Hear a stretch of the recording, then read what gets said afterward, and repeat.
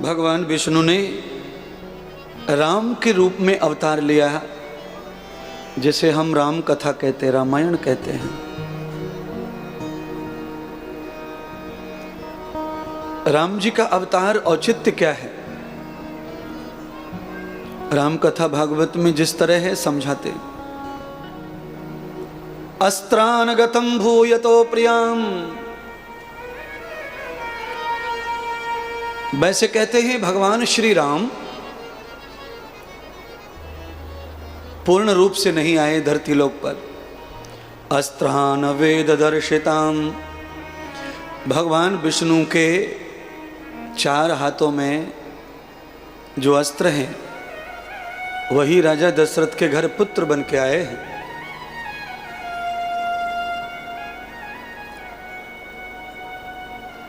जो चक्र है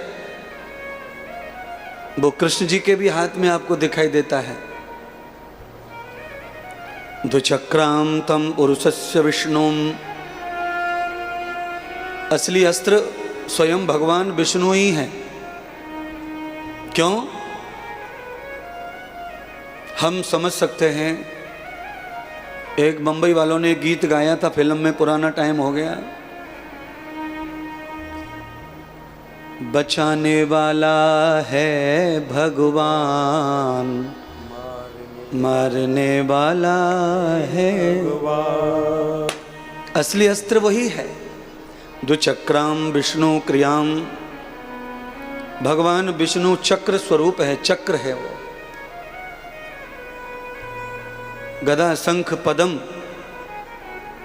ये चारों अस्त्र ही राम लक्ष्मण भरत शत्रुघ्न के रूप में अयोध्या में प्रकट हुए हैं। किस लिए? तो कहा जब जब होई धर्म की हानि, बाढ़त असुर अधम अभिमानी। असुर अधम, इन लोगों को प्रवचन से कभी सुधारा जा सकता नहीं है। तो कैसे सुधारा जा सकता है? तो कहा चक्रम दंडम कृतम भूयम, चक्र दंड से, इनको अस्त्र से। तो राम जी ने फिर वही अवतार लिया। तब तब धरे प्रभु विविध शरीरा, हरत सकल सज्जन दुख पीरा।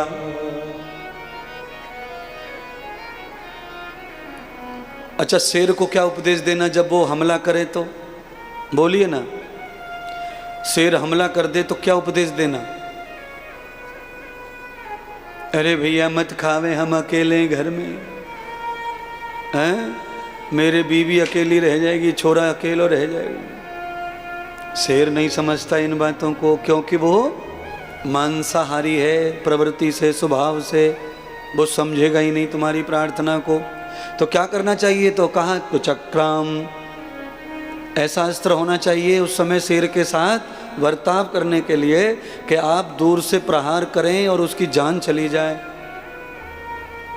क्यों? हरे सकल सज्जन दुख पीरा, सज्जनों की पीड़ा को हरण करने के लिए प्रभु राम आए और उन्होंने उसी मर्यादा का जीवन जिया। एक कारण,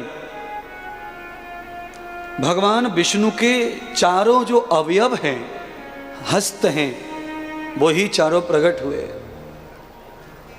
आपने सुना होगा लोग क्या कहते हैं, कोई ज्यादा वफादार हो तो लोग कहते हैं वो तो बिल्कुल उसका बायां अंग है, वो तो उसका राइट है, राइट बिल्कुल, वो तो राइट हैंड है उसका। अरे वो मर गया तो अब इसका खेल खत्म, इसका कुछ नहीं है, वही तो था सब कुछ। बस ऐसे ही समझ लो आप। ये चारों जो भ्राता हैं, ये भगवान विष्णु के चारों हाथ हैं।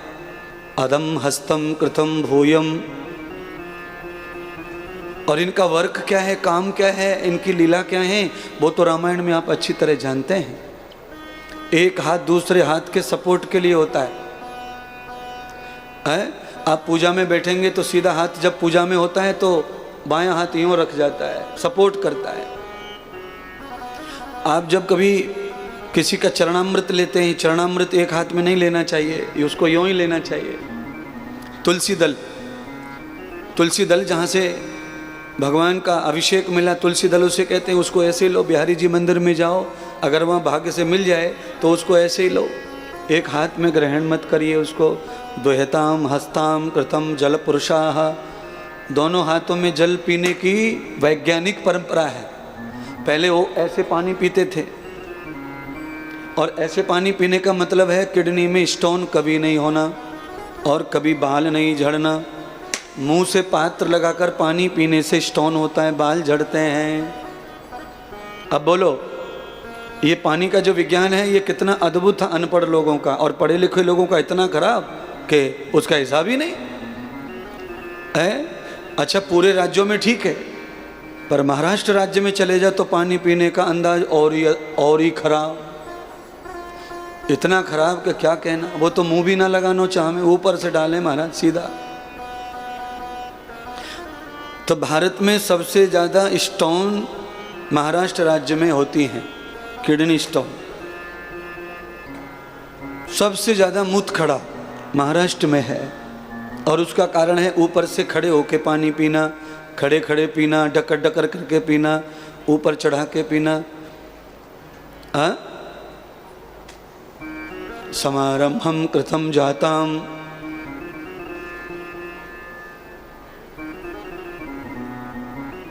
और छोरा बंदर जो है गुब्बारे फोड़ रहा है, पहुंच गया वो हैं, गया हैं? मैंने अभी अभी कहा कि ये जो है ये सठ है, इनको प्रवचन से कोई लेना देना नहीं है। अच्छा, कुछ लोग अलग अलग भाव है लोगों के। सुबह हमारी एक चेली का मोबाइल ले गया, मोबाइल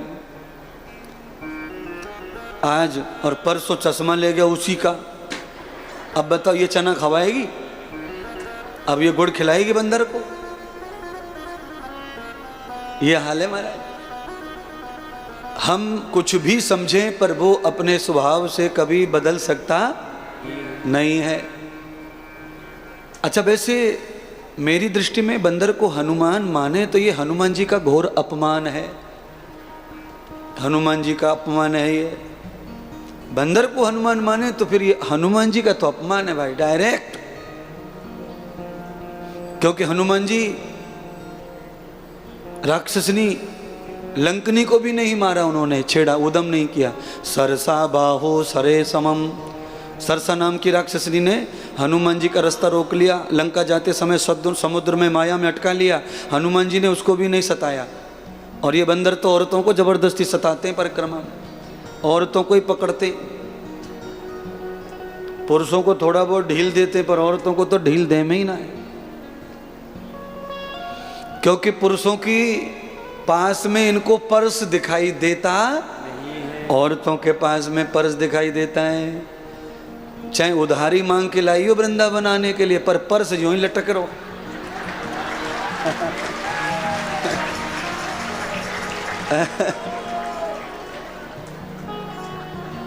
है जी।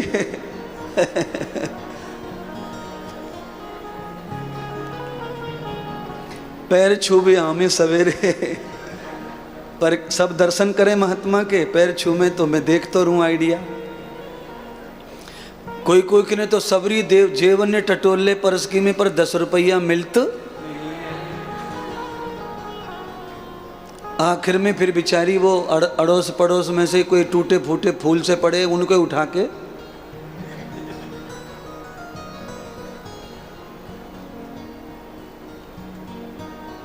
एक बार अपने कमरे में सज लो सबर लो, फिर पर्स ज्यादा लटकाने की जरूरत क्या है?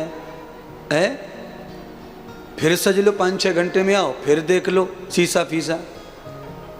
4-5 बार कमरे में आना जाना ही है, बाथरूम जाना, ये जाना, तो शीशा भी वहीं लगे। खाम खा मुसीबत लेके बंदरों को भी चोटा बना रहे, बदनाम हो कर रहे, और खुद भी परेशानी में पड़ रहे है। जब तक अपने सामने कोई आम कच्चा काटता नहीं, तब तक जीभ पे पानी। बस यही बंदर को हाल है। जब तक पर्स दिखे ना, तब तक वो बेईमान होता नहीं। मेरा तो आज तक कुछ ना चुराया उसने, बंदर ने कुछ चुराया ही नहीं है। और ज़्यादा तो मैं बंदरों के संपर्क में रहता हूँ, बीच में बैठ के कभी खवा लूँ कभी पिवा लूँ महाराज।